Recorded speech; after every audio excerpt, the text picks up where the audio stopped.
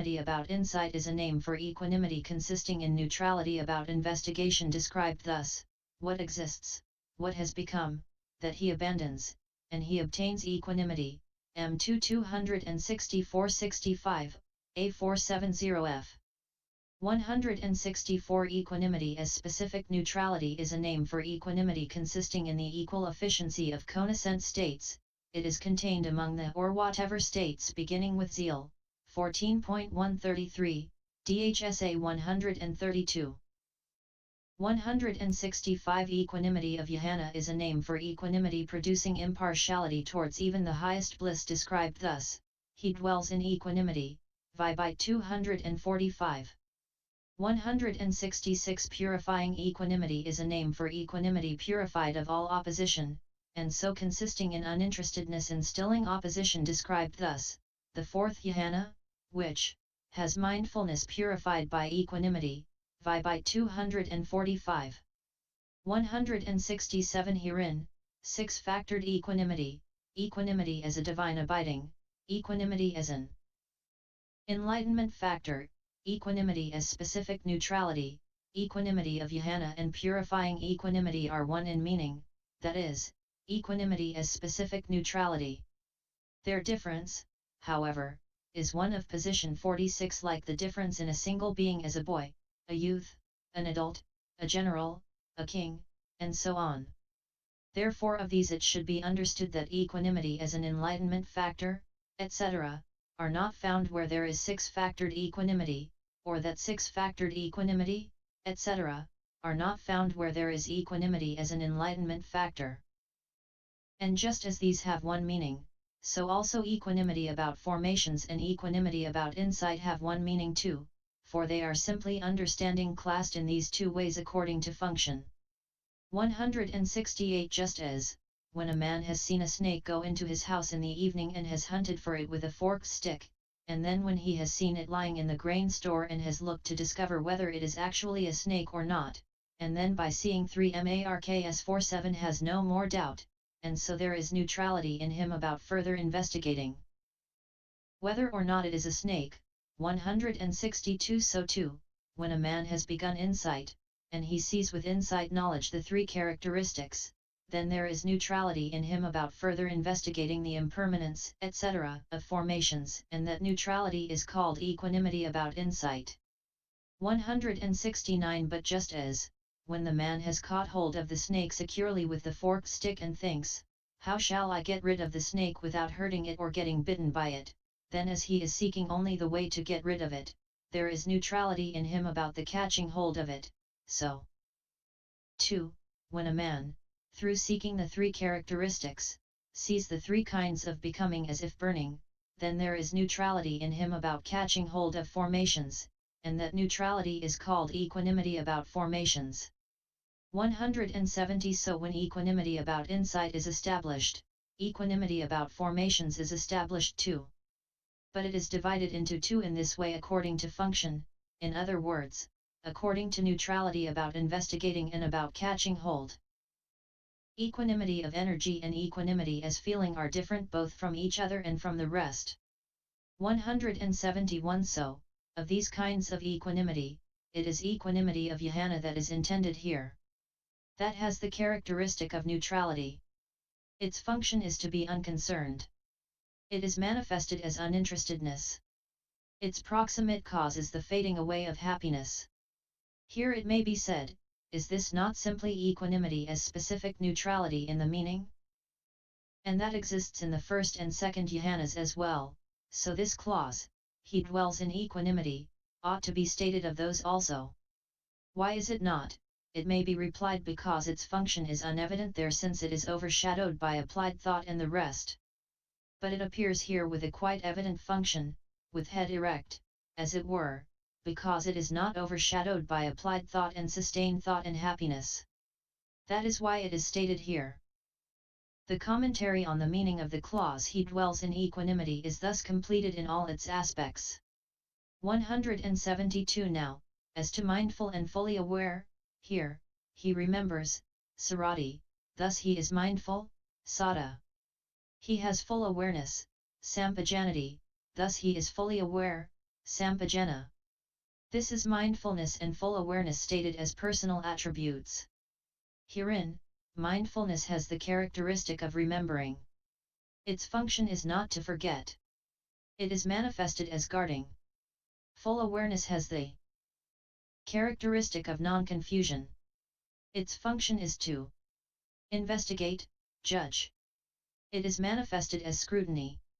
173 Herein, although this mindfulness and this full awareness exist in the earlier jhanas as well, for one who is forgetful and not fully aware does not attain even access, let alone absorption, yet, because of the comparative grossness of those jhanas, the mind's going is easy there, like that of a man on level ground, and so the functions of mindfulness and full awareness are not evident in them.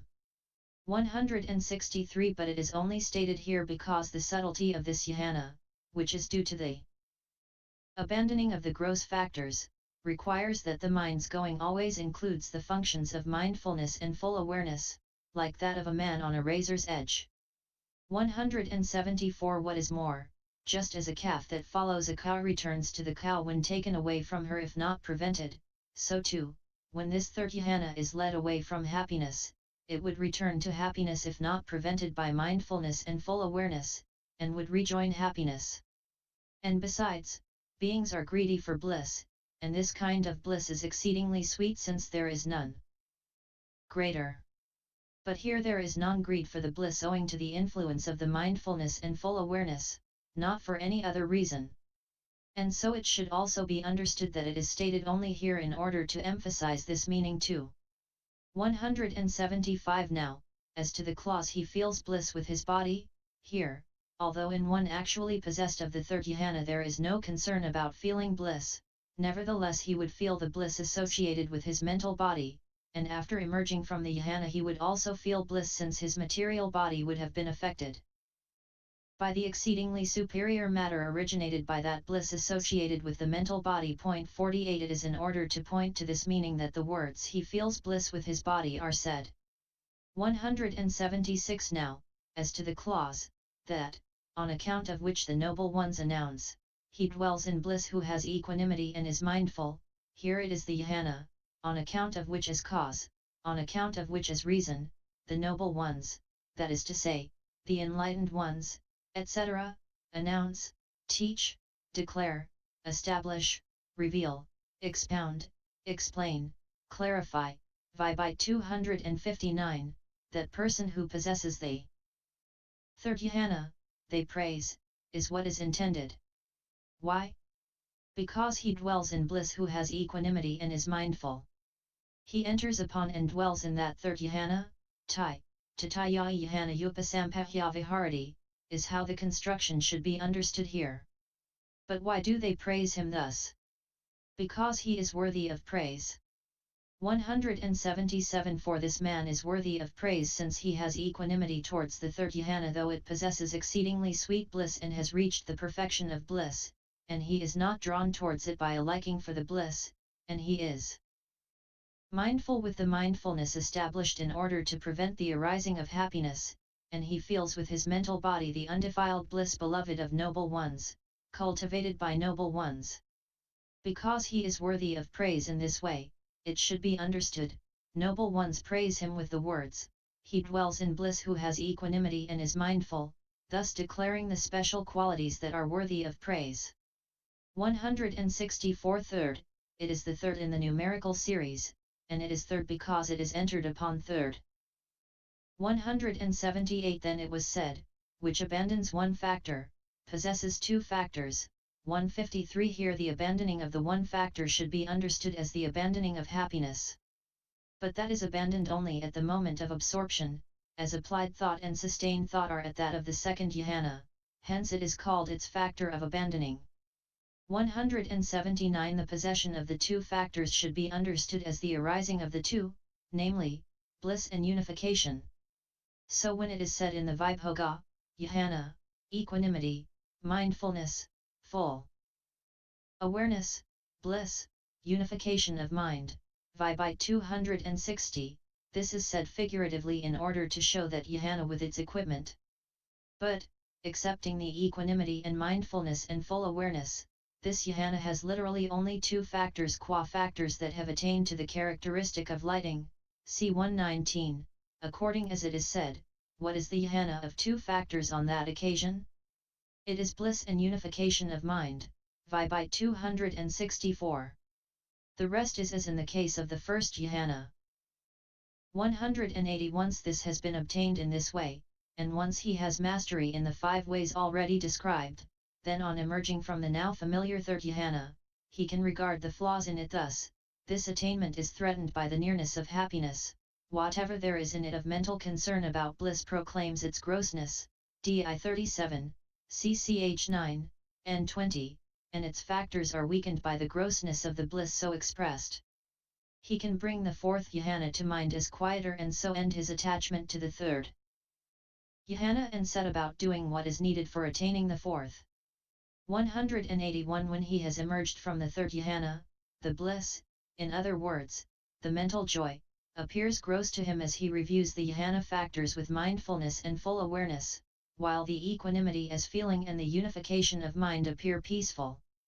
Then, as he brings that same sign to mind as earth again and again with the purpose of abandoning the gross factor and obtaining the peaceful factors, knowing now the fourth jhana will arise, there arises in him mind door adverting with that same earth KASIÓA as its object, interrupting the life continuum. After that either 4 or 5 impulsions impel on that same object, 165, the last one of which is an impulsion of the fine material sphere belonging to the fourth jhana. The rest are of the kinds already stated, 74. 182. But there is this difference: blissful, pleasant, feeling is not a condition, as repetition condition, for neither painful nor pleasant feeling, and the preliminary work must be aroused in the case of the fourth jhana with neither painful nor pleasant feeling. Consequently these consciousnesses of the preliminary work are associated with neither painful nor pleasant feeling, and here happiness vanishes simply owing to their association with equanimity. The fourth jhana. 183. And at this point, with the abandoning of pleasure and pain and with the previous disappearance of joy and grief, he enters upon and dwells in the fourth jhana, which has neither pain or pleasure and has purity of mindfulness due to equanimity, vi. 245, and so he has attained the fourth jhana, which abandons one factor, possesses 2 factors, is good in 3 ways, possesses 10 characteristics, and is of the earth KASIÓA.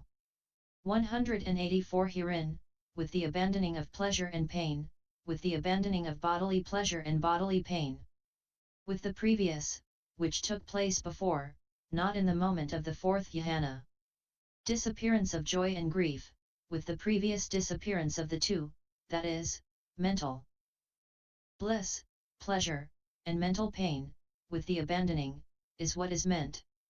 185. But when does the abandoning of these take place? At the moment of access of the 4 jhanas. For mental joy is only abandoned at the moment of the fourth jhana access, while bodily pain, mental grief, and bodily bliss, pleasure, are abandoned respectively at the moments of access of the first, second, and third jhanas. So although the order in which they are abandoned is not actually mentioned, nevertheless the abandoning of the pleasure, pain, joy, and grief, is stated here according to the order in which the faculties are summarized in the Indriya Vibhoga, vi. 122. 186. But if these are only abandoned at the moments of access of the several jhanas, why is their cessation said to take place in the jhana itself in the following passage, and where does the arisen pain faculty cease without remainder? Here, bhikkhus, quite secluded from sense desires, secluded from unprofitable things, a bhikkhu enters upon and dwells in the first jhana, which is born of seclusion. It is here that the arisen pain faculty ceases without remainder. Where does the arisen grief faculty cease without remainder? In the second jhana. Where does the arisen pleasure faculty cease without remainder? In the third jhana. Where does the arisen joy faculty cease without remainder? 166. Here, bhikkhus, with the abandoning of pleasure and pain and with the previous disappearance of joy and grief, a bhikkhu enters upon and dwells in the fourth jhana, which, has mindfulness purified by equanimity. It is here that the arisen joy faculty ceases without remainder, SV 213:15. It is said in that way there referring to reinforced cessation. For in the first jhana, etc., it is their reinforced cessation, not just their cessation, that takes place. At the moment of access it is just their cessation, not their reinforced cessation, that takes place. 187 For accordingly, during the first jhana access, which has multiple adverting, there could be rearising of the bodily pain faculty 49 due to contact with gadflies, flies, etc. or the discomfort of an uneven seat, though that pain faculty had already ceased, but not so during absorption. Or else, though it has ceased during access, it has not absolutely ceased there since it is not quite beaten out by opposition. But during absorption the whole body is showered with bliss owing to pervasion by happiness. And the pain faculty has absolutely ceased in one whose body is showered with bliss, since it is beaten out then by opposition. 188 And during the second jhana access too, which has multiple advertings, there could be rearising of the mental grief faculty, although it had already ceased there, because it arises when there is bodily weariness and mental vexation, which have applied thought and sustained thought as their condition, but it does not arise when applied and sustained thought are absent. When it arises, it does so in the presence of applied and sustained thought, and they are not abandoned in the second jhana access, but this is not so in the second jhana itself because its conditions are abandoned there. 189 Likewise in the third jhana access there could be rearising of the abandoned bodily pleasure faculty in one whose body was pervaded by the superior materiality originated by the consciousness associated with the happiness. But not so in the third jhana itself. For in the third jhana the happiness that is a condition for the bodily bliss, pleasure, has ceased entirely. Likewise in the fourth jhana access there could be rearising of the abandoned mental joy faculty because of its nearness and because it has not been properly surmounted owing to the absence of equanimity brought to absorption strength. But not so in the fourth jhana itself. And that is why in each case, 186, the words without remainder are included thus, it is here that the arisen pain faculty ceases without remainder. 190 Here it may be asked, then if these kinds of feeling are abandoned in the access in this way, why are they brought in here? It is done so that they can be readily grasped. For the neither painful nor pleasant feeling described here by the words which has neither pain nor pleasure is subtle, hard to recognize and not readily grasped.